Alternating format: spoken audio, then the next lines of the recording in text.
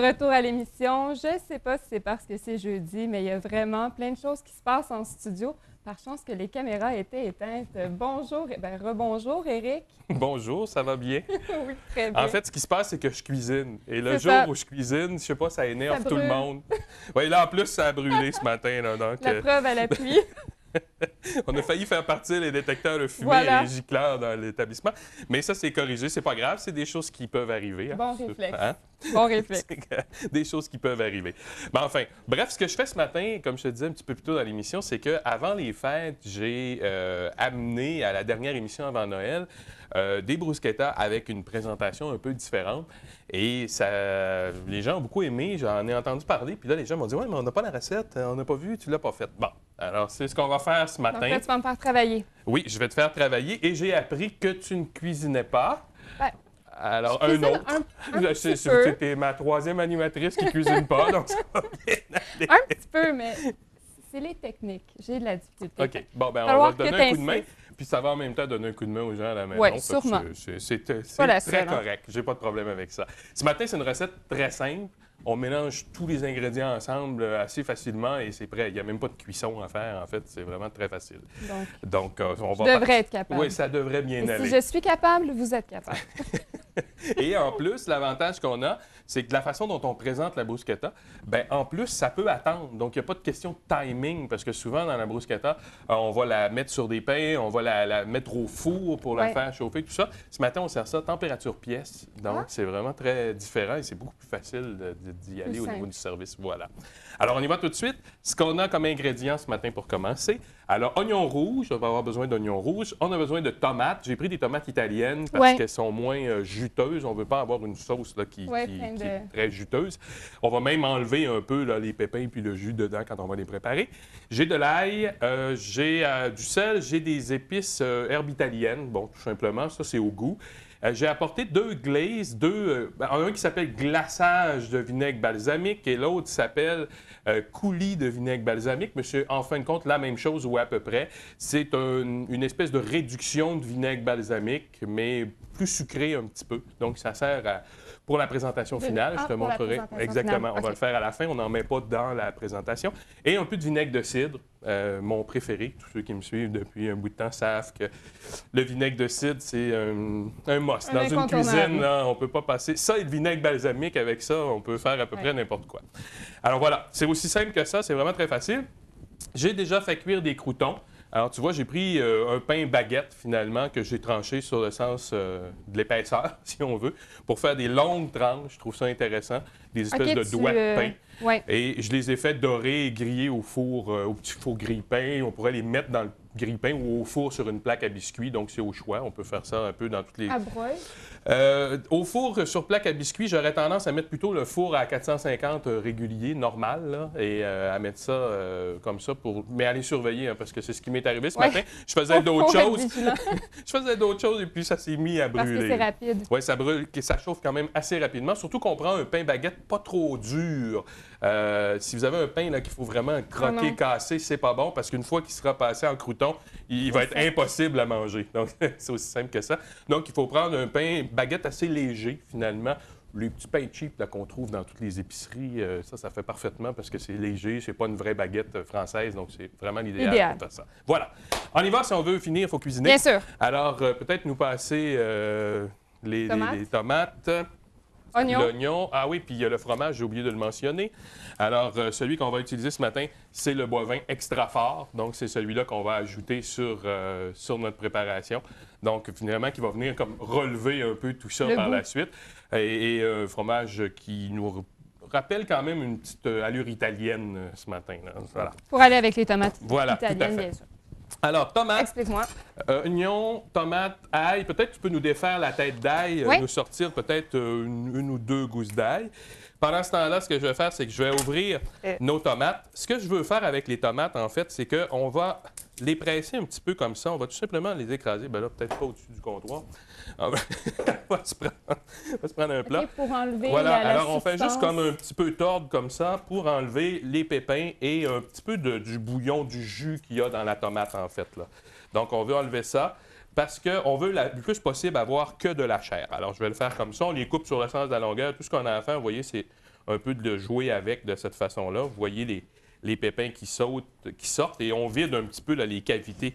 L'avantage de prendre la tomate italienne, c'est qu'elle a déjà beaucoup de chair et très peu de ce jus.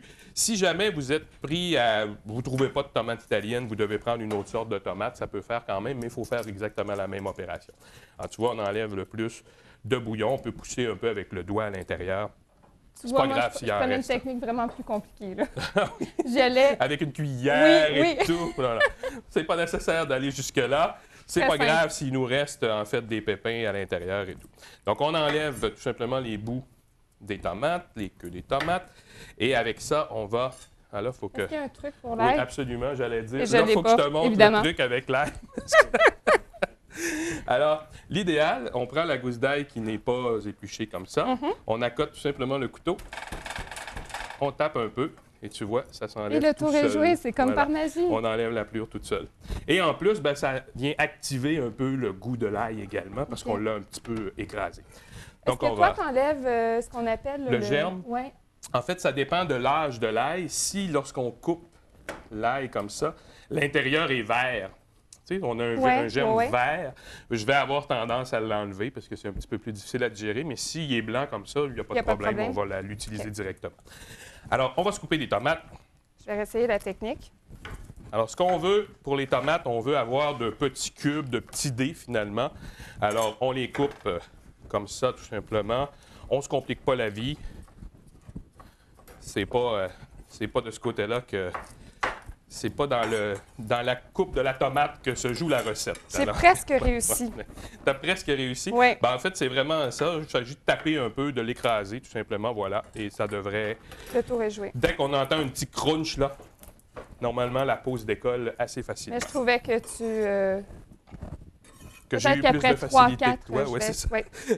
Mais là, j'en ai assez de l'ail, là. Oui, bon, tant mieux. Oui. On va s'arrêter à 3 gousses d'ail, normalement, ça devrait être suffisant, mais ça dépend toujours de la quantité. Vous voyez que je ne vous ai pas dit, je n'ai pas donné vraiment de quantité, c'est plus en proportion où on va mettre à peu près, donc on va mettre de la tomate et de l'oignon. Là, je vais m'attaquer, je vais finir la tomate et je vais m'attaquer à l'oignon. Ah, tu vois, elle est verte, elle n'est pas très belle, alors on ne la mettra pas. Bon. Tu utilises toujours, hein, là, je te vois manier le couteau et tes doigts là, pour pas... Oui, en fait, c'est ça. Il faut replier les doigts pour pas se les mettre sous le... Et se les couper. Sous le couteau, voilà. Alors, une autre tomate peut-être? Oui. Nous amener une autre tomate. Pendant ce temps-là, est-ce que tu veux nous enlever la pelure de l'oignon? Est-ce qu'il y a une technique ou je fais juste... Non, normalement, si tu coupes les bouts, ça va plus vite, c'est plus facile. Alors, on va se préparer une autre tomate. Comme je le disais tout à l'heure, on vient de l'écraser un peu pour enlever le plus les pépins, le jus. Et on va finaliser ces tomates-là. J'ai l'impression qu'on rit un peu de moi en studio. Est-ce une impression? Je sais pas. Est-ce que c'est toi qu'on voit en ondes actuellement? J'aime mieux pas. Alors, parce que là, si on rit de toi en studio, c'est pas si mal, parce que c'est les gens à la maison là, qui nous regardent ce matin. Donc, en fait, il faut savoir que je rencontre plein de gens qui me disent « Ah, c'est le fun, tes recettes sont simples, mais même si elles sont simples, j'ai de la misère, j'ose pas essayer. » Le problème en cuisine, c'est ça souvent. C'est beaucoup plus la confiance. C'est voilà. Dire, je vais l'essayer, puis ça va fonctionner. Alors là? Ça, je vais te montrer un truc également. Oui. Alors, pour l'oignon, ce qu'on fait, c'est qu'on vient comme faire des tranches comme ça, mais sans se rendre jusqu'au bout. Alors, on y va comme ça. On va se trancher trois fois. On va faire la même chose ici. Donc, on se fait des lignes comme ça sans aller jusqu'au bout de notre oignon. Donc, ce qui fait que ça se tient très bien. Et là, on est en mesure, après ça, de venir se faire des cubes. Et tu vois comment ça fait de beaux petits morceaux. C'est super simple. Wow! Et vous n'avez pas besoin d'hacher pendant 3 heures, de pleurer tous les larmes de votre corps. C'est vrai, hein? C'est ça. Mais celui-là n'est pas trop fort jusqu'à présent. Non, un oignon rouge, c'est assez sucré habituellement. C'est pour ça qu'on a choisi l'oignon rouge, parce qu'on ne le fera pas cuire en plus. Donc, on fait une préparation qui est crue. Donc, si on veut un oignon qui goûte quand même, qui a déjà un petit goût sucré, même lorsqu'il n'est pas cuit, l'oignon rouge fait très bien. C'est parfait. Alors, on va mettre à peu près 2 fois plus de tomates que d'oignons. OK. Votre proportion, c'est à peu près ça. Donc, soit je mets ça, une petite poignée comme ça. Voilà. Ça nous donne notre mélange est intéressant en quantité.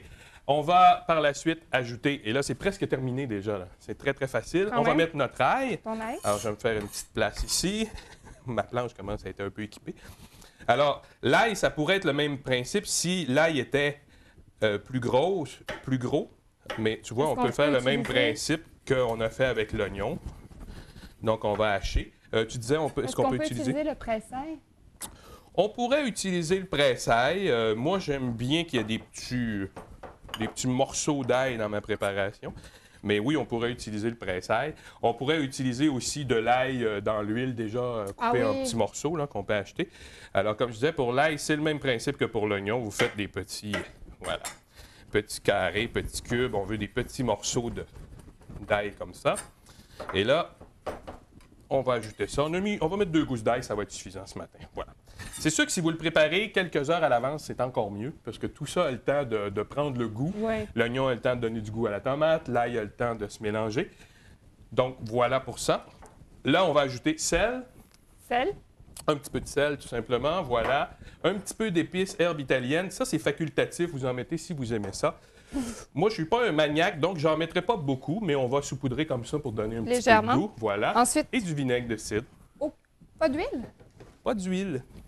On va limiter la quantité. Et en plus, c'est santé, tu vois. Très. Alors, on vient de limiter. On pourrait mettre effectivement une bonne huile d'olive, si on voulait. Ce serait très faisable. Mais c'est vraiment une question de goût. Ce n'est pas du tout obligatoire. Vous pourriez également mettre d'abord le vinaigre comme ça, quelques heures avant, et au moment de servir, mettre un filet d'huile d'olive dessus. Directement sur le crouton? Non, ou directement sur la préparation de bruschetta. Donc, ça serait vraiment très intéressant. Ça me fait rire parce que l'appellation, on entend toutes sortes de choses. Oui. En fait, c'est que les Italiens prononcent toutes les lettres dans le mot. Donc, le bruschetta en français, ça va bien, mais en italien, ça sonne pas bien. En italien, ça sonne. Oui, ça Alors, varie. ce qu'on fait, une fois qu'on a préparé tout ça, qu'on a laissé reposer un certain temps, c'est quand même intéressant. Est-ce que tu peux nous ouvrir le fromage? Je devrais être capable. Alors, ce qu'on vient faire, c'est placer ça tout simplement dans une assiette comme ceci. Alors, vous le placez dans un moton. C'est aussi simple que ça. Voilà, on va mettre ça de côté. On va prendre nos croûtons qu'on a préparés à l'avance. On va venir placer nos croûtons comme ça dans l'assiette. Et les gens se servent. Exactement. Là, c'est le fromage. Alors, ce qu'on fait avec le fromage, c'est qu'on vient... Mais avant, oui, non, ça va être le fromage. Ça, c'est une microplane, donc une râpe, on ne peut se passer de cette râpe-là. Pratique. Ça fait, vous voyez comment ça fait de beaux morceaux. Et je peux en mettre comme ça. Hein? On peut être généreux, on peut aller en mettre sur nos croûtons. Si on aime, évidemment, voilà. Et il faut ajouter ça. Ça vient vraiment tout relever, tout lier dans notre recette. Voilà. On va essayer de le garder dans l'assiette. Et on va terminer tout simplement en plaçant sur les pots verts. On va en prendre un qui est c'est la même chose de 2 marques? En fait, c'est 2 marques différentes, mais c'est le même principe. Le concept, c'est que c'est une réduction de vinaigre balsamique. Donc, on fait bouillir du vinaigre balsamique, il va épaissir, il devient beaucoup plus sucré. Là, bien, on triche, on crée un autre, on appelle ça souvent des glazes. Vous en retrouvez maintenant dans les épiceries. Tu vois, même celui-là, c'est choix du président. Choix du président, alors, vraiment, on en retrouve un petit peu partout maintenant dans les épiceries. Alors là, ce qu'on va venir faire avec ça... Ah, c'est joli. Et voilà, tout simplement. Et notre plat est prêt. Tu vois comment ça a été facile à préparer. Il s'agit avec de bonnes techniques, c'est facile. Et là, tout ce que les gens ont à faire, bon, on peut ajouter comme ça, une petite cuillère dans notre préparation. Voilà. Et les gens n'ont qu'à se servir. C'est vraiment très facile. Alors, bon appétit. Alors, c'est facile. Beaucoup, fromage extra fort hein, pour aller là-dessus. C'est vraiment, là, c'est ce qui vient donner le petit goût. wouf à la fin, le petit woumf. Punch. Punch, voilà. Merci beaucoup pour tes techniques. Ça me fait plaisir. Je vais me pratiquer. Oui. Puis on va te faire couper plus. Oui, c'est ça. Je vais... D'habitude, à l'initiation, je fais couper les oignons. Mais là, ce matin, je t'ai gardé.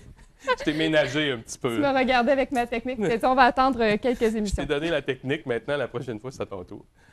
Mais merci beaucoup. Ça me fait plaisir. On se retrouve plus tard pour le bloc info. Oui, voilà. Bye bye. On fait une courte pause. Restez là.